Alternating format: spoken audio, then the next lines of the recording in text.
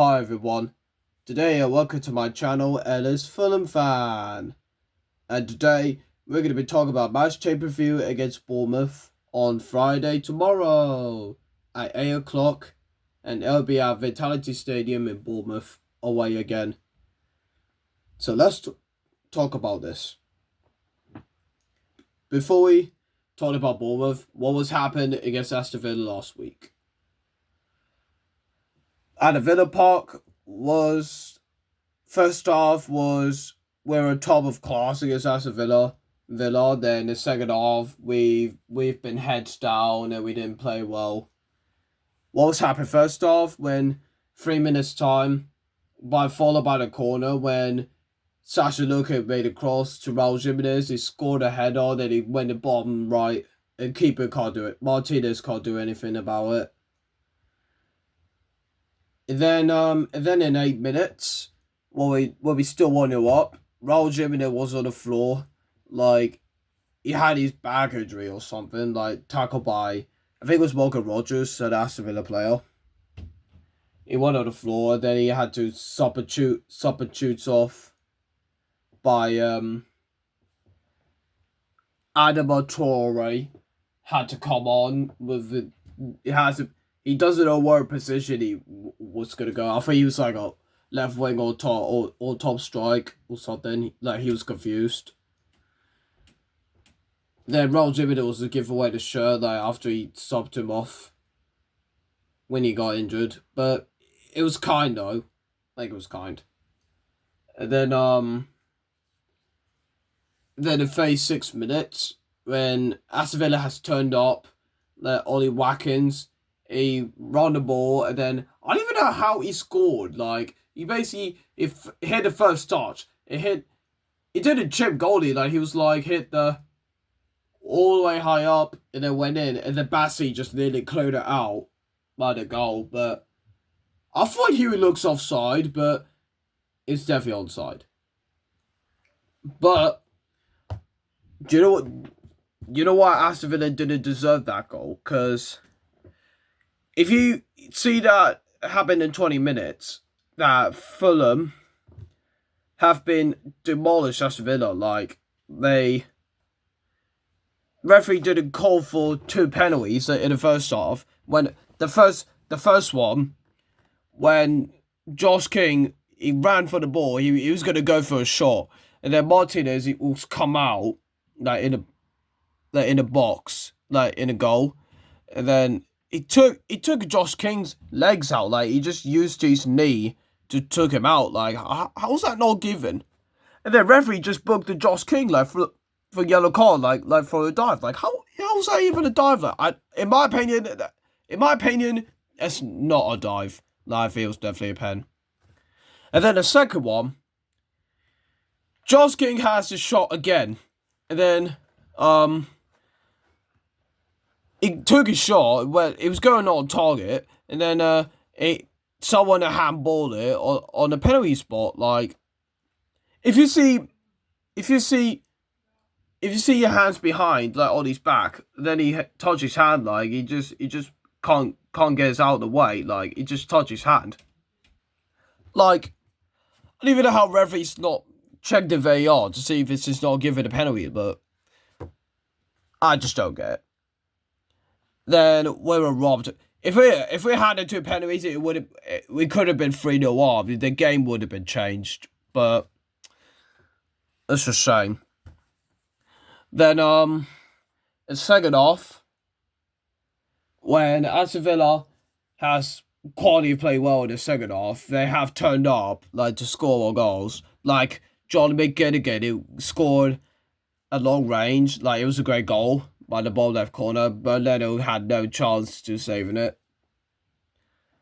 And then I can't know who's the third one, Aston Villa player. Like Aston Villa scored in two goals in 2 minutes. Like how did they score in 2 minutes? I was shocking. And then it seems out that Aston Villa, they definitely won that game. And then Fulham in 2 minutes again. I thought they got a goal back, like made it 3-2. when Josh King tackled by Emil Martinez, like, it was a great tackle.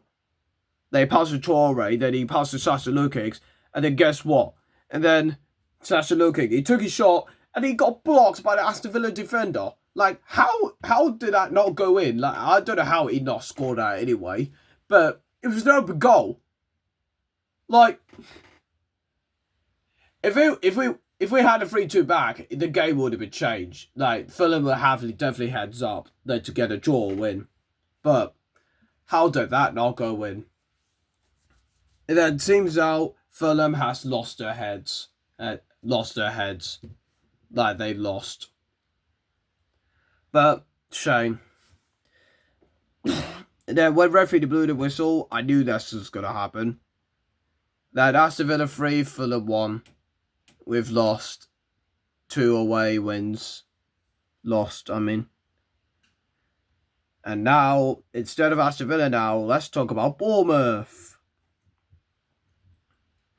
The Cherries has played well recently. They're in the Champions League spot. I think they're in the top 4.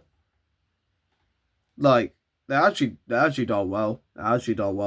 They got a good squad as well. Like, they have a good manager. That's Iriona. He was such a good manager. He's such a good manager. Now, let's talk about this. The opposition, aside from defeat at Anfield on opening night, a match they were unfortunate not to take anything from Bournemouth or beaten, and this season winning 3 on the spin of that Liverpool loss and drawing their previous 2 outings with Newcastle and Leeds. Antonio Semenyo has been their leading light so far for registering 6 goal involvements, 4G/2A in as many matches. That Liverpool and Bournemouth actually come back from Liverpool 2-0 down, but it was that damn game when Diogo Jota has passed away in July. Like, everyone showed their respects to him. Everyone had a minute of silence, like what I just did as well while I watched the game. It's sad, really. It's sad.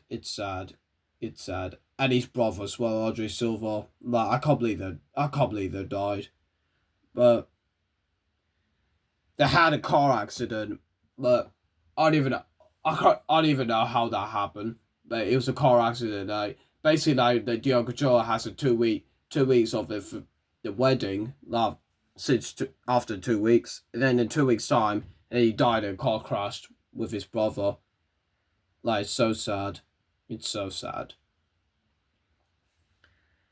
Then turns out that Bournemouth haven't lost any games yet apart from Liverpool. They have played well against Newcastle and Leeds. That Bournemouth have actually scored a late equaliser against Leeds. Like, they're so jammed. Like, they're so good. They were great goals as well. But Anthony Semenyo, he's been a great player at Bournemouth. He's such a great player. Now the team news. Ennis O'Neill and Adam Smith are injured, but Lewis could return after shaking off a shoulder complaint. Julio Soler is away on an international duty with Argentina at the Under-20s World Cup. The Fulham team news. Oh, just before I told the Fulham news, that Rodrigo Muniz has finally signed a long-term deal and a new contract for Fulham in a 5-year deal. Do you think that's exciting? Rodrigo Muniz has been a great striker for us, guys. He's been a great striker. But we definitely need him because there's no way that we're going to buy the other top strikers, like, because we can't afford anyone like Erling Haaland, Nicholas Jackson or Harry Kane. We can't even afford him. Like, you know we can't. And then yeah, we definitely need Muniz. But in my opinion of Muniz, he's still a younger striker, but I thought he was going to go to Atalanta in summer transfer. but luckily he didn't. Got £40 million rejected offer from Muniz. He got rejected from him. And then he decided he wants to stay at the club. Like, he's feel good for him. He feels at home now. Kenny Tete and Rodrigo Muniz will both be out of action for a while Jimenez continues to be acid ahead of our trip to the South Coast. Now, the tickets has now sold out at Bournemouth. Anyone's attending the game tomorrow. And I won't be at the game because I decided I want to stay and watch the Sky Sport News. I can't get the ticket anyway because I think I got like 700 or 800 points like for tickets. But I can't get it anyway because it's a small ground. It'll be 1,307 Fulham fans who will be attended on the night. And then Fulham will wear the green kit tomorrow. The green kit. And obviously Bournemouth is wearing out red and black stripes. The cherries are the home kit. The weather, a light rain throughout the day may well continue into the evening, but temperature will still be around the 70 degrees mark at 8. So whatever you do, make sure you bring your coat, and I think you might need hat and scarf just in case it's cold out. And my prediction of results, Bournemouth and Fulham, wow. It's good. I think it's going to be a good game. But it's a tough one, though. It's a tough away. It's really tough away because Bournemouth has really a good team out there. And so does Fulham. I predict Bournemouth and Fulham. Bournemouth 2. Fulham 1. What do you guys think of a prediction of results? I'm not saying Fulham is going to lost away, but that's just my predict because it's going to be a tough one. What do you guys think of a predict of results anyway for the game? And let's hope if we get 3 points, I am definitely happy. But if we lost, we've lost. But if we get a win or draw, I don't mind. But 3 points, if we get 3 points, we would have been 5th or 6th if we won the game tomorrow. Let's hope we can get 3 points at Vitality Stadium on the South Coast. Come on, you Whites.